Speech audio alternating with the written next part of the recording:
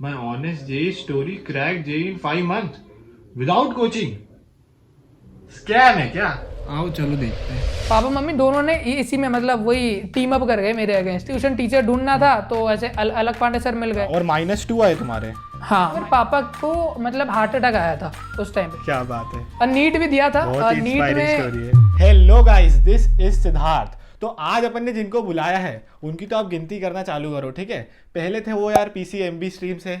दूसरी चीज़ वो यार बिना कोचिंग के उनने प्रिपरेशन करी। और तीसरी चीज़ कि उनने सिर्फ 5 मंथ में जेई को क्रैक करा और एक काफ़ी अच्छा परसेंटाइल लाया।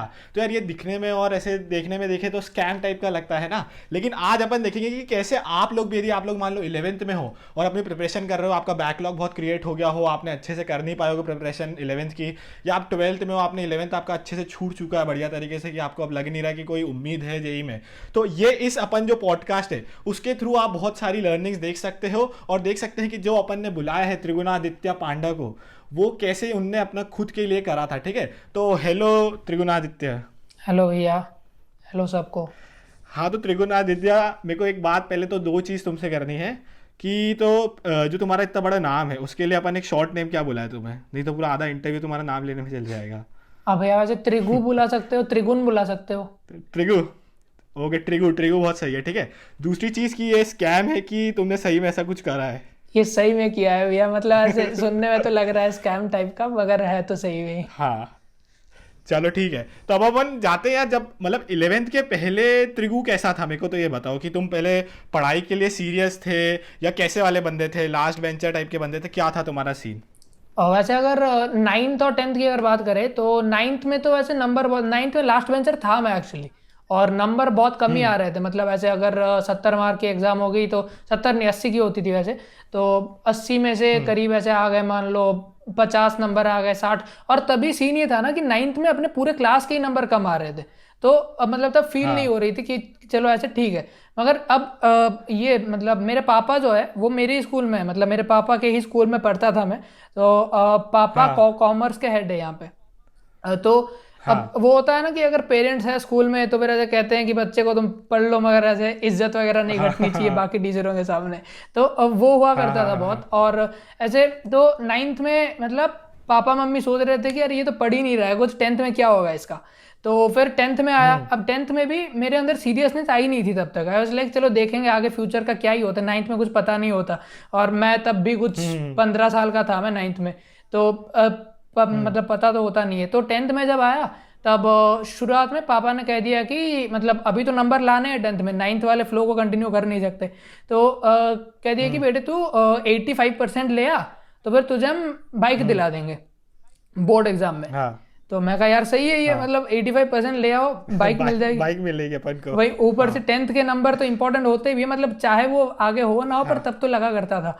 तो मैं कहा सही है। फिर 10th में शुरुआत से ही थोड़ा बहुत ऐसे पढ़ने लग गया मैं कि मतलब अभी नंबर आने चाहिए। तो जो 10th की जो फर्स्ट एग्जाम थी उसमें मेरे मैथ में आ गए 80 से 79, वो सेकेंड हाईएस्ट था क्लास में।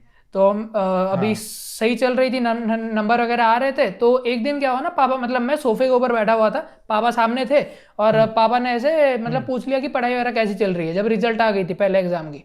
तो मैं कहा सही चल रही है अभी। फिर कहते हैं तो एक काम कर, 85 के ऊपर अगर आई तो फिर ₹1,00,000 के अंडर की एक बाइक मिल जाएगी, और अगर 90% आ गई तो फिर बुलेट दे देंगे। मैं कहा बुलेट भाई ये बहुत तो बड़ी लालच है। ये तो बहुत सही है। तो अब बुलेट में वैसे मुझे इंटरेस्ट नहीं था, तो मैं कहा बुलेट नहीं पापा, मुझे उसी प्राइस सेगमेंट की कोई और बाइक दे दो। तो कहते हैं चल ठीक है। तो मैं कहा भाई चलो बाइक मिलने वाली है अभी, यहाँ से करनी है पढ़ाई। तो मैं फिर लग गया पूरे 10th में।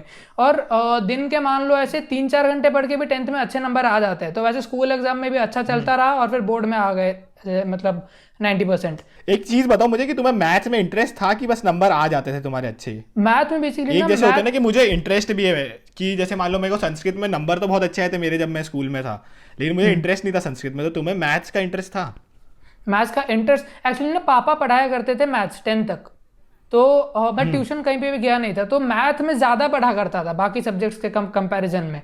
और ऐसे रट्टा मारने वाले सब्जेक्ट्स के कंपैरिजन में मैथ थोड़ा मतलब लॉजिकल था, तो अच्छा तो लगता था वैसे।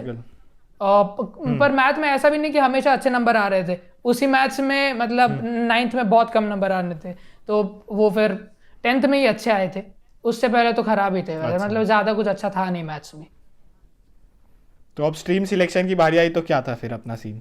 स्ट्रीम के अब मैंने 9th में 8th से मैं मेरा ये मतलब लाइफ का अगर जॉब वगैरह में कुछ गोल था तो ये था कि मुझे चार्टर्ड अकाउंटेंट बनना है, कॉमर्स लेना है। तो फिर मतलब ये मैं बोलता आ रहा था, कोई भी कहीं भी पूछे कि आगे क्या करना है तो कॉमर्स लेना है, कॉमर्स लेना है। तो फिर पापा ने कहा अपनी मतलब बोर्ड एग्जाम खत्म हुई, अगले दिन वो करनी थी फॉर्म फिलअप। तो पापा ने कहा कि बेटे मैं कॉमर्स में हूँ, पापा मम्मी दोनों ने इसी में मतलब वही टीम अप कर गए मेरे अगेंस्ट की, मैं कॉमर्स का हूँ, मम्मी ने बीए करी थी तो मम्मी आर्ट्स का है, तो तू साइंस में जा बेटा, तो डाइवर्सिटी रहनी चाहिए घर के अंदर। तो मैं कहा ठीक है Explore फिर और कर कोई है। ऑप्शन, हाँ वही। तो मैं कहा और कोई ऑप्शन नहीं है वैसे, एक दो बारी मैंने कहा कि अरे नहीं कॉमर्स कॉमर्स लेना है, कॉमर्स लेना है, फिर कहते हैं नहीं नहीं साइंस में ही जा। तो मैं कहा चलो ठीक है, अब जब इतने बारी बोल चुके हैं तो तब भी ऐसा लगता है ना कि कहीं कॉमर्स लेके आगे जाकर गलत डिसीजन ना हो जाए। तो फिर मैं कहा चलो ठीक है साइंस में ही वो कर लो, तो फिर ले लिया एडमिशन साइंस में। तो तुमने साइंस में लिया तो सही, लेकिन तुमने PCMBA इतना खतरनाक कॉम्बिनेशन क्यों ले लिया, डाइवर्स कर दे के लिए अपने आप को? वो ज्यादा स्कोप चाहिए ना, तो पापा ने कहा कि बेटे ज्यादा स्कोप ले, पीसीएम भी ले ले एकदम।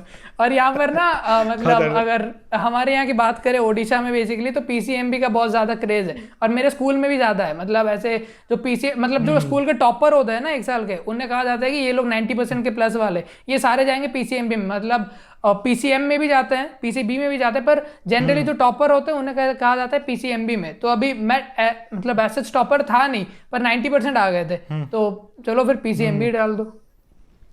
तो 11th-12th में फिर तुमने प्रिपरेशन चालू करी, तो कैसे चालू करी और क्या सोच के तुम प्रिपेयर कर रहे थे 11th-12th में? क्योंकि तुम्हें खुद को ही नहीं क्लियर होगा कि मेरे को मतलब नीट जाना है, जेई जाना है, या क्या करना है, बोर्ड्स करना है। तो क्या तुम्हारा 11th-12th का सीन था? 11th में तो कुछ पता नहीं था कि मतलब ऐसे बस पता था कि जेई एक एग्जाम है, नीट एक एग्जाम है, और हम अपना ही पढ़ते हैं। तो जब 11th में आया तो पहले तो मतलब स्कूल अपने खुल गई अप्रैल में, बोर्ड एग्जाम के रिजल्ट मई 27 के अराउंड में आई थी। तो आई वाज लाइक जब मतलब खुल जाए, जब रिजल्ट आ जाए तब से फिर पढ़ाई करना शुरू करेंगे। तो मतलब ऐसे सबको लगा था कि इसके आ जाएंगे ही 90% प्लस, क्योंकि स्कूल एग्जाम में कंटिन्यूस आ रहे थे। तो फिर वो हो गई। अब स्कूल मतलब वो जो पहले के जो 2 महीने थे, अप्रैल हो गई फिर मई हो गई, तब मैं बस ऐसे ही नॉर्मल थोड़ा बहुत पढ़ रहा था कि रिजल्ट आने के बाद सही सही से पढ़ना शुरू करेंगे। तो फिर जून 12th को, मई 27 को रिजल्ट आ गई, फिर मैं थोड़ा बहुत स्टार्ट कर रहा था अच्छे से पढ़ना। तो जून 12th को फिर पापा को मतलब हार्ट अटैक आया था उस टाइम पे, जून 12th को। तो फिर उनकी ऑपरेशन हुई, भुवनेश्वर जाना पड़ा, तो उसमें करीब 46 डेज चले गए। तो मैं जुलाई अगस्त तक मैं स्कूल जा ही नहीं सका बिल्कुल। तो वो 2 महीने पढ़ाई मतलब मैंने एक लाइन भी नहीं पढ़ा होगा 2 महीने। तो उसके बाद उसी टाइम में स्कूल की पहली यूनिट टेस्ट भी हुई थी, तो वो भी मेरी स्किप होगी। अब उसके बाद जब आया स्कूल में तो फिर धीरे धीरे फिर कोप करना शुरू करा सिलेबस के साथ। उससे पहले की जो थी मतलब उतने अच्छे तरीके से वो हो नहीं सकी थी, फिर भी ट्राई कर रहा था कि चलो कुछ कुछ कर लेते हैं। तो ऐसे बस पास लायक हो जा रहा था 11th में, मतलब बस पास ही हो जाए बस एग्जाम्स में। अब एंट्रेंस का कुछ था नहीं सीन, तभी मैंने ये मन बना लिया था कि 12th में जाकर के कुछ कर लेंगे ताकि दिल्ली यूनिवर्सिटी वगैरह में हो जाए, क्योंकि मतलब तब उसमें 11th का फर्क नहीं पड़ता ज़्यादा। तो वही। तो 11th में तुम जो पढ़ रहे थे मतलब एक तरीके से एनसीईआरटी फॉलो कर रहे थे, मतलब जो भी सीबीएसई में था वो फॉलो कर रहे थे तुम? सिर्फ एनसीईआरटी। 11th में ट्यूशन भी मतलब जाया करता था, पर ट्यूशन का उतना ज़्यादा कुछ इम्पैक्ट था नहीं, मतलब जनरली खुद से ही पढ़ता था। ट्यूशन में भी मतलब मैं उस वाले बैच में जाता था जिसमें बोर्ड का ही, मतलब मैं जाता था स्कूल टीचरों के पास, तो वो बोर्ड्स का ही पढ़ाते थे, मतलब तो सिर्फ बोर्ड लेवल तो तुम टाइप जो खुद से अलग से पढ़ते थे बोर्ड्स का, वो किससे पढ़ते थे? मतलब कि बुक से पढ़ते थे या 11th यूट्यूब में। से पढ़ते थे, कैसे? नहीं 11th में मतलब एनसीईआरटी बुक से हो गया, फिर कोई यूट्यूब कोई वीडियो ऐसे सर्च कर ली, ऐसे एनसीईआरटी बुक से ही पढ़ के जनरली समझ लेता था। कोई रिसोर्सेज ऐसा फॉलो कर नहीं रहा था 11th में। कोई डाउट वगैरह आए तो फिर यूट्यूब पे सर्च करता था उसे। अच्छा, और 12th में अब फिर क्या सीन हुआ? अब 12th में गया तो 11th के एंड में मैंने अपने वीडियो में भी ये कहा था वैसे कि फिजिक्स सर चले गए, मतलब वो उनकी और कहीं पे कुछ लग गई तो वो चले गए ट्यूशन बंद करके। तो तभी ट्यूशन टीचर ढूंढना था, तो ऐसे अलग पांडे सर मिल गए। अब मैं एक दो बारी किसी एक कोचिंग इंस्टीट्यूट, मतलब मैं जहाँ पे रहता हूँ यहाँ पर कोचिंग इंस्टीट्यूट बहुत सारी है, मतलब मेरे 2 लाइन छोड़कर ही बहुत सारे कोचिंग इंस्टीट्यूट है। तो मैं वहाँ पर जाकर डेमो क्लास लिया था कि चलो देखते हैं कैसे पढ़ाते हैं कोचिंग में। तो ऐसा मज़ा नहीं आया मुझे 1-2 दिन में, तो मैं कहा चलो घर में ही पढ़ लेते हैं। फिर अलग पांडे सर के वीडियोस देखे कुछ 1-2, तो अच्छे लगे वो। फिर उसी में कंटिन्यू किया, 12th शुरू हो गया तो मैं अब डिसाइड कर लिया कि यहीं से पढ़ना है बस, और बोर्ड के लिए ही मेन प्रिपेयर करना है, क्योंकि जेई एक साल में मुझे लगा नहीं तो हो पाएगा, क्योंकि जितने भी कहानियां मैंने सुनी थी कि 11th के शुरू से अच्छा पढ़ रहा था फिर जाकर के हो गया किसी अच्छे कॉलेज में, तो 12th जब गया तब बस बोर्ड पे ही फोकस था मेरा, और जेई का मैं कुछ कर नहीं रहा था। अच्छा। पर बोर्ड एग्जाम, बोर्ड लेवल तक की कॉन्सेप्ट बहुत क्लियर हो गई थी मेरी, मतलब वो तुमने फिजिक्स वाला सर से फिजिक्स कर लिया होगा, और केमिस्ट्री इन सब के लिए? केमिस्ट्री के लिए केमिस्ट्री का ट्यूशन जाता था जहाँ पर कि एनसीईआरटी कराते थे बोर्ड लेवल की, वो हो गया। फिर फिजिक्स वाला सर ने ही अपने मतलब चैनल पे उन्होंने ऑर्गेनिक और फिजिकल भी पढ़ा रखा था, तो वहाँ से डाउट्स वगैरह होती थी तो उनके वीडियोस देख लेता था, और ट्यूशन में भी वो सर काफ़ी अच्छा पढ़ाते थे, बोर्ड लेवल के लिए तो सही पढ़ाते थे। अच्छा, तो अपनी 12th ऐसी चलती रही तुम्हारी, तो अब तुम्हें जेई वाला एक एहसास कहाँ से आना चालू करा कि यार जेई कुछ होता है और अब मैं शायद उसको ट्राई करूँ, या क्या करना है?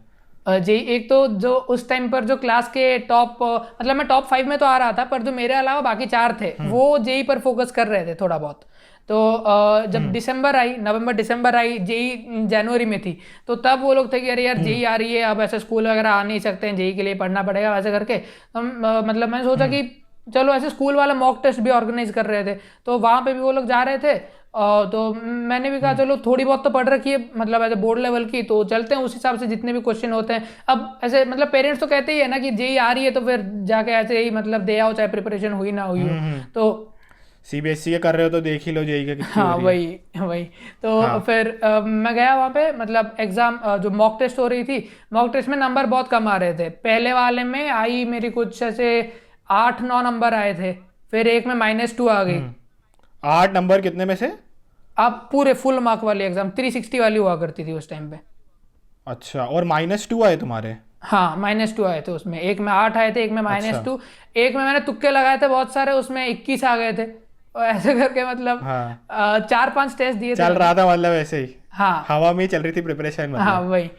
तो जो बाकी 4 बंदे थे, मतलब क्लास के टॉपर वाले थे, तो वो दे रहे थे, उनके नंबर आ रहे थे 50-60 के अराउंड भी उनके, मतलब वो भी उनकी भी उतनी तगड़ी मतलब प्रिपरेशन थी नहीं, पर कभी कभी 50-60 आ गए, कभी 100 टच कर लिया, तो मैं देख के सोचा था वाह यार ये तो बहुत सही चल रहा है, इनका तो हो गया, मेरा तो चलो खैर देखते हैं, मतलब ऐसे ही बोर्ड पे ही फोकस करना है बस, तो वैसे ही था फिर। तो तुमने सोच लिया होगा कि भाई -2 आ रहे हैं, मतलब जेई तो अपने लिए है ही नहीं, बोर्ड पे ही चलो। हाँ वही, उसके 20 दिन बाद फिर जेई मेन थी। फिर क्या हुआ उसमें पहले attempt मतलब में मैंने क्या रहा? दिसंबर 20 तारीख के अराउंड शायद लास्ट एग्जाम दिया था वो, जिसमें -2 ऐसे कुछ आई थी, तो उसके बाद फिर जेई मेन तो 20 दिन का टाइम था, तो मैंने सोचा बोर्ड का ही और थोड़े अच्छे से कर लेते हैं, सिलेक्टेड चैप्टर्स कर लेते हैं। अब मतलब मैं पढ़ तो रहा था मैं जेई के लिए भी थोड़ा बहुत, पर दिमाग में ये था कि ये मैं पढ़ रहा हूँ पर होने नहीं वाला इससे कुछ भी, तो बस ऐसे ही पढ़ रहा था थोड़ा बहुत कि चलो देखते हैं कुछ भी हो जाए। ये थोड़ा बहुत मतलब क्या जेई का किस तरफ से पढ़ रहे थे, मतलब जेई का अलग से सीबीएसई से कैसे कर रहे थे तुम? नहीं ऐसे मतलब थोड़े बहुत पुराने प्रीवियस ईयर वाले क्वेश्चन देख लिए, और किताबें खरीद रखी थी मैंने पहले से, डीसी पांडे अरिहंत की आती थी, तो डीसी पांडे मैंने खरीदी थी, और उससे कुछ क्वेश्चंस कर लिया, पर वो मैं जेई के टाइम पे किया नहीं था उससे क्वेश्चन, वो मेरी वैसे अलमारी के अंदर ही पड़ी थी, तो तब ऐसे कुछ एक आधे क्वेश्चन कर लिए, बेसिक मतलब बहुत ही बेसिक वाले, बस ऐसे नाम का डीसी पांडे था, मैं कर रहा था बहुत बेसिक वाले ही उसके। अच्छा, तो फिर पहला अटेम्प्ट क्या रहा हमारा? पहला अटेम्प्ट फिर नंबर भी आए वैसे कुछ 50 कुछ आए थे, 56 शायद, एग्जैक्ट नंबर भूल गया, 85 परसेंटाइल। मैं क्वेश्चन देख रहा था, मतलब मैं एग्जाम में गया हूँ, क्वेश्चन देख रहा हूँ, मैं क्वेश्चन पढ़ा, फर्स्ट वर्ड क्वेश्चन नंबर मान लो 6 है, मैं क्वेश्चन नंबर 6, अच्छा ये तो मेरे से नहीं होने वाला, चलो अब देखते हैं क्वेश्चन क्या है। अब मैं क्वेश्चन पढ़ रहा हूँ, मुझे लग रहा है ये तो नहीं होने वाला, चाहे कितनी भी इजी क्वेश्चन मैं अटका पड़ा हूँ उसमें फिर। हाँ, पहले ही मतलब तुम्हारे दिमाग में आ जा रहा होगा कि ये क्वेश्चन तो होने से राजी अपन से। मैं क्वेश्चन नंबर देख के ये नहीं होने वाला, ऐसे कंटिन्यू करते करते तुक्के भी लगाए थे उसमें बहुत सारे मैंने, तो वो कुछ सही हुए कुछ गलत हुए, ऐसे करके 50। तो ये तो अभी तक अपनी पूरी ऐसी जर्नी लग रही कि हम पूरा सीबीएसई के लिए पढ़े हैं। अब तुम्हारा तुमने बोर्ड्स दिया होगा, तो बोर्ड्स में क्या रिजल्ट था फिर? बोर्ड्स के लिए तो अच्छी खासी प्रिपरेशन हो रखी थी, तो उसमें ऐसे एम था कि 90% के ऊपर तो आ जाए एटलीस्ट, मतलब अच्छी खासी आ जाए, क्योंकि ड्यू की कट ऑफ हाई जाती है, तो ऐसा था कि मान लो अगर 96-97% के अराउंड आ जाए तो कुछ तो कॉलेज मिल ही जाएगी वहाँ पे। पर फिर तो अब मेरी रिजल्ट कुछ ऐसी थी कि पीसीएमबी में 95 आ गए मेरे, मतलब ये चारों में 95, इंग्लिश में आई 84, तो परसेंटेज उससे कम हो गई इंग्लिश की वजह से। हाँ, बिगाड़ दिया उसने। हाँ वही तो, ऐसे कुछ मेरे साथ भी हुआ था। अरे कितने आए थे आपके इंग्लिश में? था मेरा भी ऐसे 81 थे मेरे शायद इंग्लिश में, और बाकी सब में मेरी एग्री थी 96 से 97। अच्छा। तो इंग्लिश ने ही सारा डंपा ढोर करा है मेरा भी। मेरे इंग्लिश में 80 हाँ, 80 या तो ये 81 ही आए थे, फिर मैंने रीचेक में डाला था वो, तो उसमें फिर 84 हुए। अच्छा, तो तुमने अब ये पूरा हो गया, अब कहाँ से जेई कहाँ से आया तुम्हारा, मतलब पूरा तुम्हारा 12 लगभग खत्म होने में आ गया है, अब जेई अपना कहाँ से खत्म चालू हो हुआ? गया, 12 बोर्ड एग्जाम खत्म हो गई थी। फिर हाँ। फिर न्यूज़ में मोदी जी आए कि लॉकडाउन अभी लगा दी जाती है, और तब हाँ। मैं कहा चलो अभी मतलब टाइम तो है कि कुछ कर लेते हैं। मतलब तब ऐसे लगा था कि 1 महीने का लॉकडाउन लगेगा, कि 1 डेढ़ महीने का हो, और तब ऐसे फोकस था कि जेई अब भी नहीं होने वाली मेरे से। तो बिटसेट थी तब 2 महीने बाद, वो उसी टाइम जेई एडवांस के टाइम पे होती है बिटसेट, तो तब थी कि चलो बिटसेट के लिए पढ़ लेते हैं, मतलब बिटसेट के लिए थोड़ा बहुत कुछ तो हो जाए एटलीस्ट। तो वो मैंने शुरू कर दिया। जब पहली लॉकडाउन जब लगी थी, पहले एक कुछ 15-20 दिनों की लगी थी शायद फर्स्ट वाली, तो तब मैंने बिटसेट के लिए थोड़ा बहुत पढ़ना शुरू कर दिया। पर मतलब ऐसे 11th के सिलेबस से मैंने शुरू किया था पहले, कि वो तो बिल्कुल नहीं आता, तो उससे भी थोड़ा बहुत पढ़ लेते, 12 का तो आता है, तो 11th के सिलेबस। 11th अपनी पूरी उड़ी हुई थी ना, मतलब हाँ बहुत ही 11th तो अपन ने प्रिपेयर ही नहीं कर रखी थी। हाँ ना। ठीक है। तो 11th से मैंने शुरू किया चैप्टर 1 से, मतलब 1 तो नहीं, चैप्टर 2 से, डायमेंशन चैप्टर से। तो वहां से फिर थोड़ा बहुत करते गया, उसके बिटसेट वाले किताब खरीदी थी, उसके थोड़े बहुत क्वेश्चन करता था, और जेई वाले प्रीवियस ईयर क्वेश्चन खरीद रखे थे मैंने तभी सारे, मतलब जो तीनों सब सब्जेक्ट के जेई वाले, तो उससे भी थोड़ा बहुत क्वेश्चन। हाँ, तो उससे भी थोड़ा बहुत क्वेश्चन करा करता था। फिर इसकी हो गई, मतलब बिटसेट वाले भी कभी कभी थोड़ा बहुत कर लिया, तो ऐसे करके बेसिक से थोड़ा बहुत ऊपर ऊपर जा रहा था। तब जब एक और लॉकडाउन लग गई, तब लगा कि हाँ अभी जेई पे फोकस कर सकते हैं, क्योंकि अभी लग नहीं रहा है कि जेई होने वाली है। अब खुलने वाला है। हाँ हाँ, नहीं, अब वो टाइम ही लगेगा खुलने में। हाँ वही। तो तुमने एक और चीज़ जो इसमें पूछने की, जैसे तुमने पीसीएमबी लिया था, तो तुम्हें अब जब 5 महीने मिले तो तुम्हें ये कैसे डिसाइड करा कि डाइवर्सिफाई में अब तुम किस तरफ घुसने वाले, बायो की तरफ जाना है कि तुम्हें अब इंजीनियरिंग ही लेना है? कि तुम्हारे कहीं ना कहीं दिमाग पहले ही चल रहा था कि मैं मैथ्स की तरफ, मतलब इधर ही जाऊंगा, इंजीनियरिंग की तरफ ही? हाँ, बायो में एक्चुअली ना मतलब रट्टा तो मारना पड़ता है काफी ज्यादा, तो मतलब चाहे नीट ही हो चाहे, पर रट्टा तो मारना पड़ता है। तो मैंने सोचा था कि जेई के लिए करना है, पर पापा कहा करते थे कि बेटे जेई का तो कर रहा है, नीट का भी थोड़ा बहुत कर ले, क्यों मतलब ऐसे ऐसे ना हो कि तू जेई का सिर्फ कर रहा है, फिर जेई ना हो और नीट वैसे ही खराब हो जाए। तो मतलब ऐसे हो कि मान ले अगर जेई ना हुआ तो नीट में भी थोड़ा बहुत कुछ हो जाए, क्योंकि पापा का ऐसे था कि अगर तेरे अच्छे खासे नंबर आ जाए तो चाहे तो प्राइवेट में भी कर ले मेडिकल, पर कुछ एक मतलब, क्योंकि देखो इंजीनियरिंग में ऐसे ज्यादा मतलब स्टेट सरकारियों की ज्यादा उतनी होती नहीं है, मतलब नाम ज्यादा नहीं होता है, और प्लेसमेंट वगैरह तो चलो खैर थोड़ी बहुत हो भी जाती है, पर नाम ज्यादा नहीं होता, तो उसमें रिस्क ज्यादा था, अकॉर्डिंग टू पिताश्री ज्यादा रिस्क था उसमें। तो मतलब मैं कहा कि अच्छा चलो ठीक है पढ़ लेते हैं थोड़ा बहुत। तो ऐसे 3-4 बारी मतलब पापा ने कहा कि चल अब तू 2 हफ्ते से जेई का पढ़ रहा है, तो एक दिन थोड़ा बायो का भी पढ़ ले, क्योंकि फिजिक्स केमिस्ट्री तो हो ही रहा है इससे।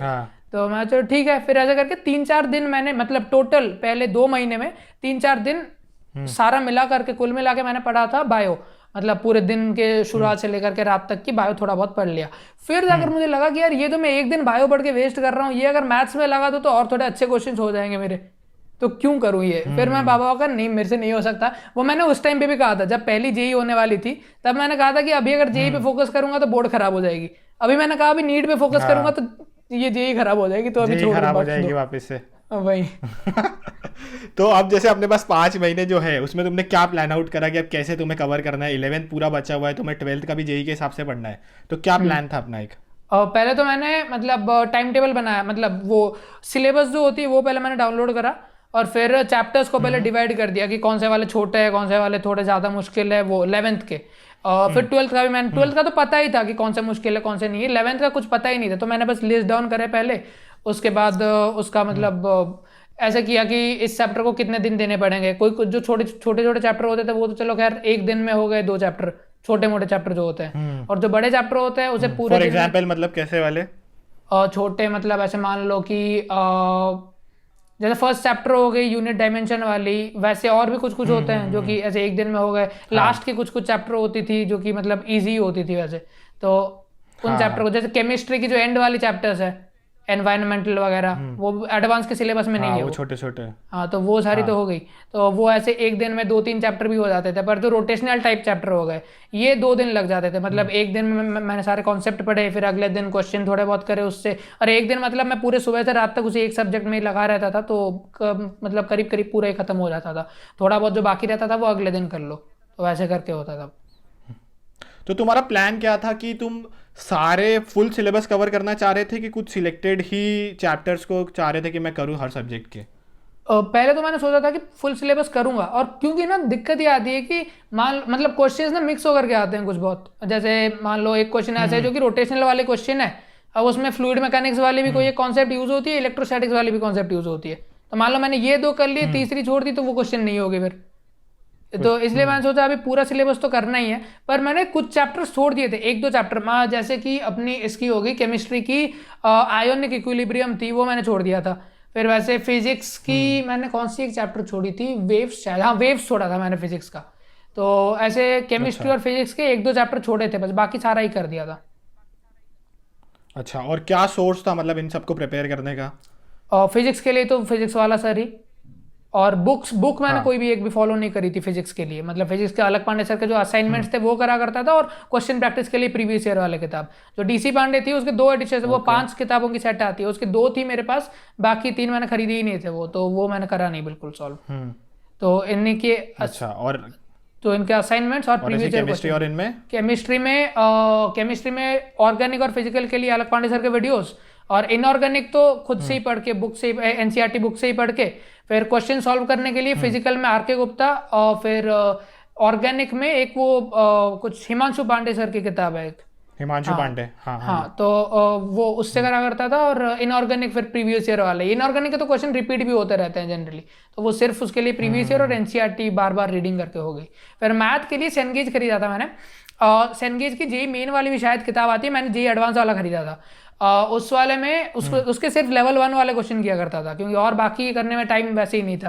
तो मैथ का कोई मैंने वीडियो मतलब कोई लेक्चर ऐसे फॉलो नहीं किया, क्योंकि वीडियोस देखने में टाइम जाता है, और केमिस्ट्री और फिजिक्स का ऑलरेडी मैं देख रहा था, तो मैथ्स का मैं ये खुद से ही करके मतलब, और मैथ्स में थोड़ा बहुत इंटरेस्ट था भी। जितना हमारा सीबीएसई का था प्रिपरेशन उसके हिसाब से तुमने कर दिया, तो 11th वाला पार्ट जो था उसका 11th वाला मैंने सेनगेज की किताब से मैंने टॉपिक्स पढ़ने शुरू करे कि ये कैसे होता है, एग्जाम्पल्स देखने शुरू करे, तो वो सिर्फ मैंने बुक से ही करा था पूरा। मैथ्स के लिए मैंने कोई रिसोर्स फॉलो नहीं करा, और प्रीवियस ईयर क्वेश्चन है तो वही क्वेश्चन मतलब प्रैक्टिस करता था। अच्छा ठीक है। अब जैसे कोई एक पर्टिकुलर तुमने चैप्टर मान लिया, जैसे तुमने रोटेशन ही पकड़ा, तो तुम्हारी उस चैप्टर को कंप्लीट करने की क्या अप्रोच रहती थी कि उसको अच्छे से मैंने कंप्लीट कर लिया, हाँ चलो मेरा ये चैप्टर तैयार हो गया है? पहले तो वीडियो देख ली उसकी, और वहाँ पे लेक्चर में जो क्वेश्चन सॉल्व करा करते थे वो पॉज करके सॉल्व कर लिया। उसके बाद ऐसे पूरी मतलब जितने भी वीडियोस थे सारे खत्म हो गए, जितने लेक्चर थे सारे खत्म हो गए उसके। फिर मैं गया प्रीवियस ईयर क्वेश्चन पे, तो पूरे एक बार पूरा चैप्टर खत्म करने के बाद लेक्चर से तब प्रीवियस ईयर पे जाता था। हाँ, फिर अपन ने प्रीवियस ईयर कर लिया, तो तुम्हें एक मोटा मोटा पता चल जाता है कि एग्जाम में कैसे टाइप के क्वेश्चन आ रहे हैं उसमें। हाँ, अच्छा चलो सही है। अब इसके बाद एक और जो मतलब व्यूअर्स को क्या होता है ना, जब अपन स्टूडेंट होता है कि कंफ्यूजन होता है कि मान लो तुमको एक पर्टिकुलर सर को फॉलो कर रहे हो, तो तुम्हें लगता है यार इनके भी वीडियोस अच्छे हैं, या मेरे को ये ऐसा सिंगेज लगा रहा हूँ, ये ऐसा तो नहीं कि जेई के लिए सही नहीं है ये, तो वो कन्फ्यूजन तुम्हें होता था क्या? वो मैंने पहले से डिसाइड कर लिया था, ये मुझे पता था कि होगा आगे जाकर के, तो मैंने पहले से डिसाइड कर लिया कि फिजिक्स के लिए सिर्फ यही पढ़ेंगे, केमिस्ट्री रिसोर्स में और कुछ पढ़ने ही नहीं वाला।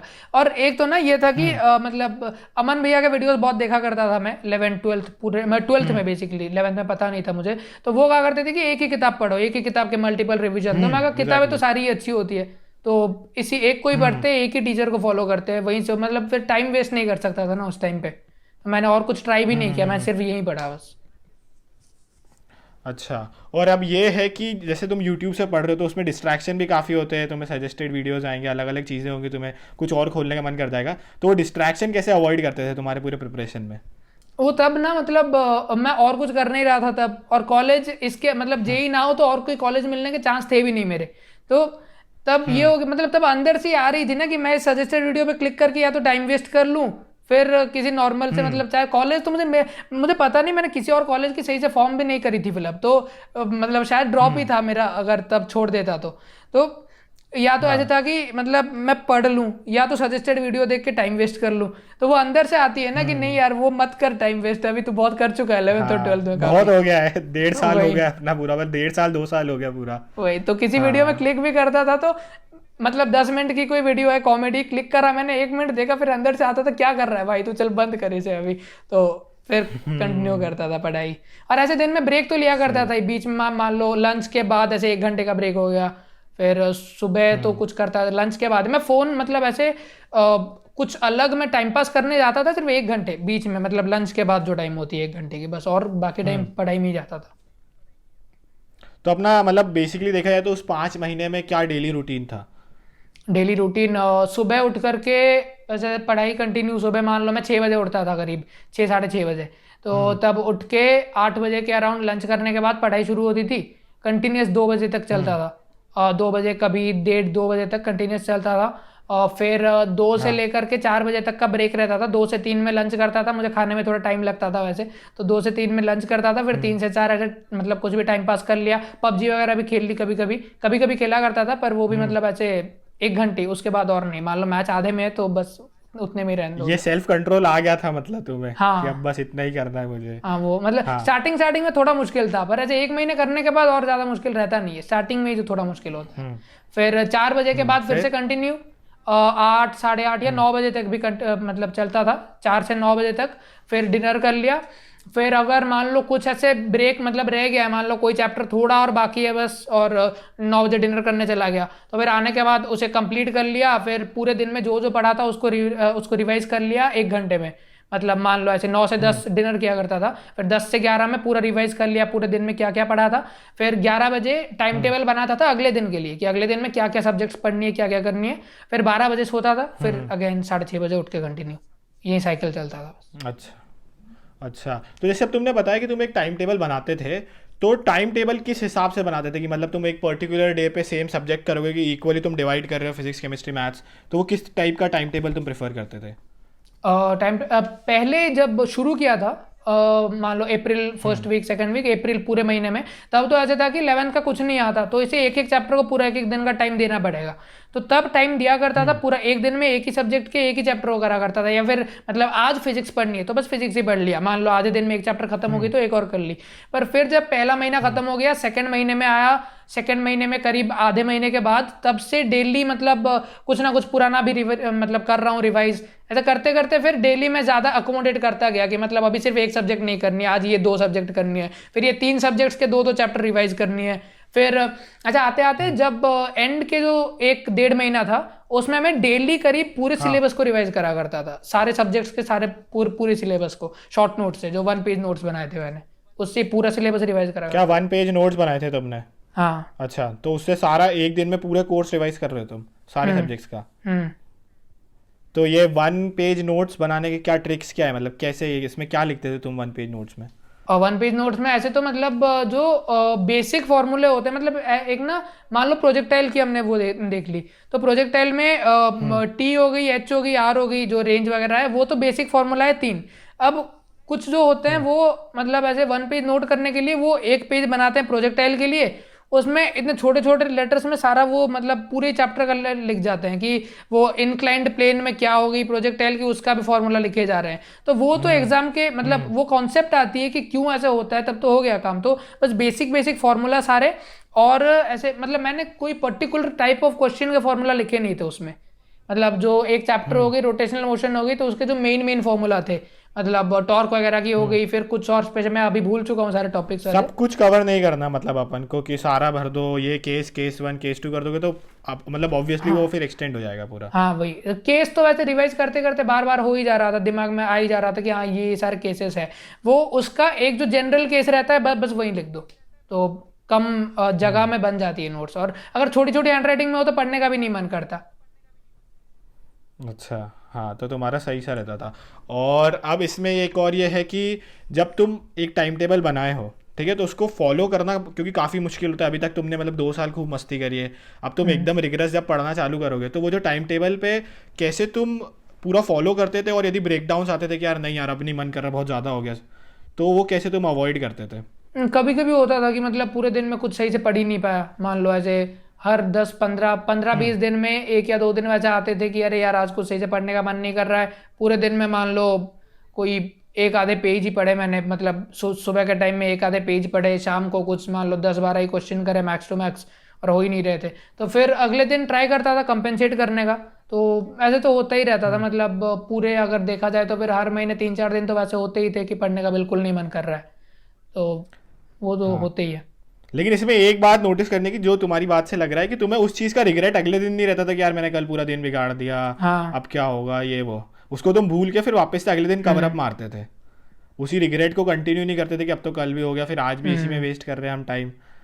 अच्छा, तो ये बहुत सही चीज़ बताई है इनने। और अब ये जैसे तुम प्रीवियस ईयर पेपर तो दे ही रहे थे, लेकिन मॉक टेस्ट कैसे दे रहे थे, मतलब क्योंकि तुम्हें एक वो जेई वाला टाइम प्रेशर वाली चीज़ भी तो चाहिए ना, तो मॉक हाँ टेस्ट भाई। कैसे क्या दे रहे थे तुम? और मॉक टेस्ट तब एनटीए अभ्यास तब लॉन्च हुई थी कि हर दिन नई टेस्ट आ रही थी उस पर, तो उसी पे टेस्ट देना शुरू कर दिया। और कोई टेस्ट मतलब ऐसे पैकेज लिए नहीं थे मैंने, जो मॉक एनटीए वाले जो आ रहे थे वही दिए थे बस। 21 टेस्ट, 20 या 21 टेस्ट दिए थे मैंने उस पर। तो पहले तो नंबर कम आ रहे थे, मतलब 2 महीने पढ़ने के बाद भी 60-70 तक ही पहुंच रहे थे पहले टेस्ट में। तो टेस्ट वाली एनवायरनमेंट कुछ और ही होती है, मतलब ऐसे क्वेश्चन सॉल्व करना दूसरी बात है, पर जब टेस्ट में जाते हैं तो फिर अरे यार टाइम खत्म होगी, मैंने 60 नंबर वर्थ के ही क्वेश्चन करे अब तक। तो फिर ऐसे स्पीड बढ़ने लगा धीरे धीरे, तो 60 से फिर 65 गए, 70, 80, हाईएस्ट मेरी 172 कुछ गई थी शायद, 172 या 175 की हाईएस्ट गई थी। तो वो फिर धीरे धीरे करते करते ही हुआ, मतलब ऐसे धीरे धीरे ही बढ़ा था स्कोर। एवरेज 130, 35 का था मेरा। अच्छा, एवरेज अपना इतना आ रहा था। तो तुम क्या एक्सपेक्ट कर रहे थे पेपर के पहले कि मैं कितना टाइप का ला सकता हूँ? 135 का ही तुम्हारे दिमाग से लेके गए थे? हाँ, मेरा मार्क्स का कुछ था नहीं, पता नहीं है कैसे, ये मतलब लोगों को ही लगेगा कि कुछ भी बोल रहा है, पर मैंने ना पहले कहाँ से पता नहीं नंबर आया मेरे दिमाग में एक बार प्रेप करते टाइम पे, स्टार्टिंग के 1 महीने में ही, कि 97 परसेंटाइल। अब मुझे ये नहीं पता था कौन सी ब्रांच मिलने वाली है, उसमें कितनी रैंक आने वाली है, कितने बच्चे देंगे, कितने नंबर लाने हैं, कुछ नहीं पता। 97 परसेंटाइल इसको हिट करते हैं, क्योंकि मुझे 97% लाना था बोर्ड में और वो आ नहीं सका था। तो अभी जो है ना, मतलब परसेंटाइल ही ले आओ आप। हाँ वही, तो 97 परसेंटाइल लाते हैं। उसके लिए मैं फिर करता गया, और जेई देने के मतलब जब पास जाता गया तब लगा कि यार अभी 3-4 महीने कर लिए मेहनत, तो अभी जितने भी आए चलता है, क्योंकि मतलब ऐसे नहीं ना कि 97 गोल है, हो सकता था कि 94 भी आ जाते, तो उसमें तो फिर और दिमाग ही खराब होता कि यार इतना मेहनत करा फिर भी नहीं हुआ। तो फिर बस 97 परसेंटाइल को टारगेट करते हैं, नंबर का कुछ रखते नहीं है। 135 का एवरेज है, तो मतलब अच्छे खास तो नंबर आ ही जाएंगे एग्जाम में। और तुम्हारी पेपर अटेम्प्ट करने की क्या स्ट्रैटेजी होती थी कि पूरा पहले एक सब्जेक्ट निकालूंगा, फिर दूसरा, फिर तीसरा, कि पहले इजी वाले एक साथ कर लिया फिर डिफिकल्ट वाले, कैसे करते थे? पहले केमिस्ट्री करता था, फिर मैथ, फिर फिजिक्स। हाँ, पहला केमिस्ट्री। हाँ, तो केमिस्ट्री के जो अच्छा, जल्दी बन जाते एक सब्जेक्ट ही पकड़ते थे? हाँ, केमिस्ट्री के जल्दी बन जाते थे क्वेश्चन, इनऑर्गेनिक वाले हो गए, सीधे क्लिक कर दो, खत्म काम। तो केमिस्ट्री पहले, फिर मैथ पे जाता था, क्योंकि जब केमिस्ट्री में मतलब ऐसे मान लो 30 मिनट 40 मिनट में केमिस्ट्री का पेपर खत्म हो जाता था, जितना मेरे से हो सकता था। उसके बाद फिर मैथ में आया, तो मैथ में 1 घंटे 10 मिनट, 1 घंटे 20 मिनट के अराउंड का टाइम लगता था। तो फिर एंड के फिर बाकी जितने टाइम बच गए फिजिक्स में उतना, क्योंकि फिजिक्स में क्या है ना, प्रेशर बन जाए तो भी क्वेश्चन होने लग रहे थे, क्योंकि फिजिक्स उतनी प्रैक्टिस कर ली थी उस टाइम पे। पर मैथ में टाइम लग रहा था, मैथ में थोड़ा ज्यादा, मैथ को एंड में रखें तो पैनिक में क्वेश्चन नहीं होंगे फिर, तो इसलिए मैथ को बीच में रखा गलत था। सलत भी हो जाएंगे। हाँ वही। अच्छा, तो ये बहुत ही अच्छी तरीके से तुमने बताया कि सारा कि पेपर कैसे अटेम्प्ट करने हैं। अब फाइनल अपना क्या रिजल्ट आया था तुम्हारा एग्जैक्ट? फाइनल नंबर आए थे 164 और परसेंटाइल आई 97.2, कुछ 97.18 ऐसे कुछ थी शायद, एग्जैक्ट नंबर नहीं याद, पर 97.2 अप्रोक्स। क्या बात है, बहुत बढ़िया है। मतलब अपन ने इतने जो कम टाइम स्टैम्प मतलब स्टैम्प में करा, इतना अच्छा, वो काफ़ी बढ़िया था। तो तुमने एक एडवांस की तरफ फिर सोचा कि नहीं, क्योंकि एडवांस के लिए क्वालिफाई तो हो ही गए थे तुम? क्वालिफाई तो हो गया था, पर कि तुमने हाथ जोड़ लिया कि बस हो गया, वही नहीं होने वाला। वो तब 20 दिन का टाइम भी मिला था। ऐसे सितंबर 5 को मेरी एग्जाम थी, 11 तारीख को रिजल्ट आई थी जेई की, और फिर 13 तारीख को थी नीट। और नीट मतलब ऐसे देना तो था ही नीट, मतलब चाहे कुछ भी हो जाए, पढ़ा चाहे ना हो, पर देना तो है वही। तो और 27 तारीख को शायद थी एडवांस। तो मैंने कहा कि अभी या तो मैं नीट का पढूं या एडवांस का पढूं। तो जब रिजल्ट आने का टाइम था, वो 1 हफ्ता, तब तो थोड़ा बहुत बायो पढ़ रहा था कि चलो मतलब ऐसे एक आधे क्वेश्चन भी हो जाए। पर जब रिजल्ट आने के पास गई, मतलब 10-11 तारीख, तब मेरे सर बायो पढ़ा नहीं किया कि क्या रिजल्ट होगा, क्या रिजल्ट होगा। फिर जब रिजल्ट आ गई, रिजल्ट देखने के बाद लगा यार छोड़ो, अब कौन एडवांस के लिए फिर पढ़े, ये हो गया तो एनआईटी बस रहने दो, अब एडवांस 20 दिन में क्या ही होना है। बढ़िया है, फिर छोड़ ही दिया। बहुत ज्यादा वैसे ही हो चुका है 5 महीने में तुम्हारे साथ। भाई 5 में मेरे हिसाब से ये काफी था। क्या बात है। और नीट भी दिया था, बहुत ही इंस्पायरिंग स्टोरी है। नीट में मेरे बायो में कुछ 60 परसेंटाइल आए थे, कुछ नहीं पढ़ा था उसमें, बस ऐसे ही आंसर लगा के आ गया। तो बायो में 60 परसेंटाइल, और फिजिक्स में, हाँ इसमें बायो में पूरे नियरली आधे तुक्के लगाए थे। और आधे तो नहीं, मतलब ऐसे 2 ऑप्शन में डाउट है तो उसमें एक लगा लिया तुक्का वैसे करके। तो फिर फिजिक्स में आए थे 99.3 परसेंटाइल, और केमिस्ट्री में 98 पॉइंट कुछ था। फिजिक्स केमिस्ट्री में सही रह गया, पर बायो में फिर खराब। वो पता ही था होना है, मतलब मैं फिजिक्स केमिस्ट्री देख के खुश था नीट पढ़ा ही रिजल्ट नहीं में है। कि चलो कुछ तो हुआ है। हाँ, तो अब जितने भी अपने जो व्यूवर्स हैं जो अभी जेई में पढ़ रहे हैं, जेई एस्पिरेंट है, उनके लिए तुम्हें क्या टिप देना चाहोगे? अपने पूरे जो लाइफ का, ये जो तुमने जेई लाइफ जी है, उसमें से क्या कंक्लूजन देना चाहोगे? और कंक्लूजन तो ऐसे ये है कि अगर 11th के शुरुआत से अगर हो सके, वैसे मतलब मैंने करी नहीं थी, पर अगर हो सके तो कर लो, क्योंकि एंड में प्रेशर बहुत ज़्यादा बन जाता है और हर बार कोरोना नहीं आने वाली है, तो मतलब उसके लिए थोड़ा देख करके। और अगर 12th में भी आ गए हो, 11th में पढ़ा नहीं है, तो 12th भी काफ़ी है करने के लिए। मतलब ऐसे बोर्ड में ज़्यादा मेहनत नहीं करना पड़ता है। बोर्ड में बस अच्छे मतलब थोड़े बहुत दिन के अगर पढ़ लो तो आ जाता है। मान लो ऐसे 4-5 घंटे काफ़ी है 90% के ऊपर लाने के लिए, और एंड के 2-3 महीने पढ़ लो तो भी आ जाता है 90% प्लस। तो 12th में फोकस कर लो जेई पे, और ज़्यादा बुक्स मत फॉलो करो, वही कहना चाहूँगा। बाकी मॉक टेस्ट वगैरह वही है बस, और एक्स्ट्रा कुछ नहीं है। और एवरीथिंग इज पॉसिबल, ये इनकी पूरी स्टोरी से मेरे को समझ में आता है, क्योंकि इनने जो एक खुद ने इनिशिएटिव लिया कि 5 महीने में करना है, ये खुद में ही बड़ा एक चैलेंज तुमने खुद से लिया था कि अब करके दिखाना है। तो थैंक यू यार ट्रिगू, एंड आप इनका चैनल बिल्कुल सब्सक्राइब कर सकते हैं, बहुत ही बढ़िया चैनल है। मेरे को मस्त लगी थी इनकी वीडियो जो इनने डाली थी, तभी फिर मैंने इनको कांटेक्ट करा। और यदि आपको ऐसी जेई से रिलेटेड कंटेंट चाहिए और कॉलेज से रिलेटेड, कोडिंग से रिलेटेड, तो आप मेरा चैनल भी सब्सक्राइब कर सकते हैं। और यदि आपको ये काम की वीडियो लगी तो आप लाइक भी कर सकते हैं, ठीक है? तो इसी के साथ अपन यार ख़त्म करते हैं यार ट्रिगू, ठीक है? ठीक है भैया, बाय बाय।